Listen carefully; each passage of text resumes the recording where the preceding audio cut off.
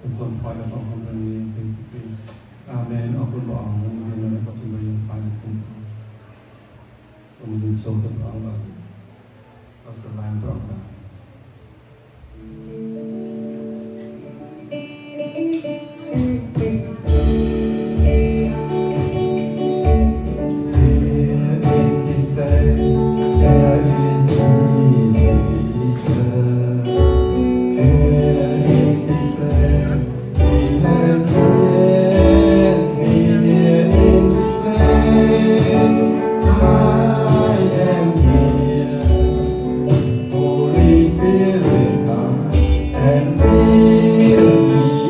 One more time.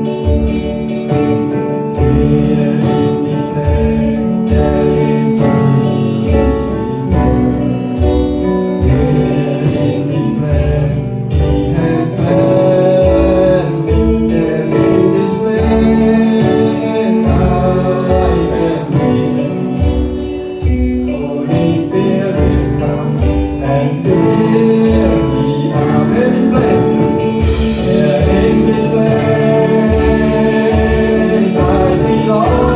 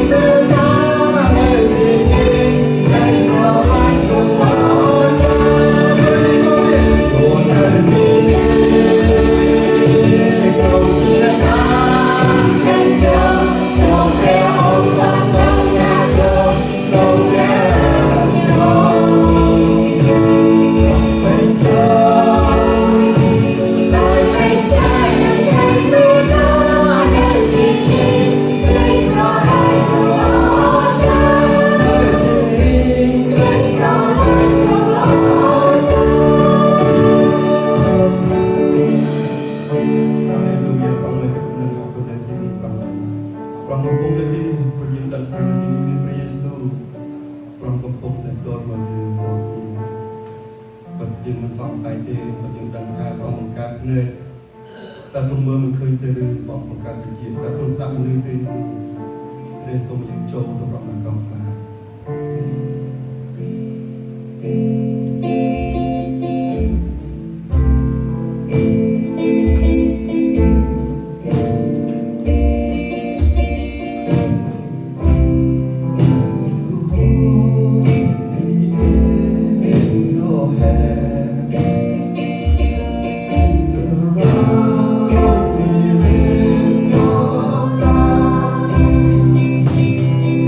Your grace overcomes.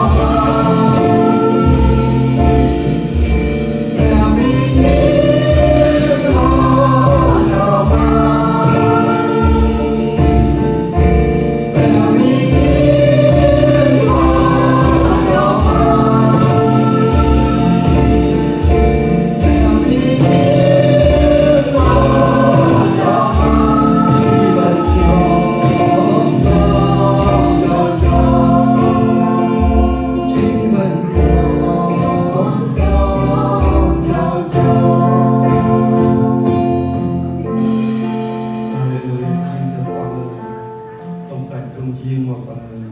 cùng dòng cho cho bộ thùng bằng ơi con o với con trung bàn mò rồi chỉ cả bằng ơi tu sắp cột chung bằng con dòng o với con trung Hallelujah.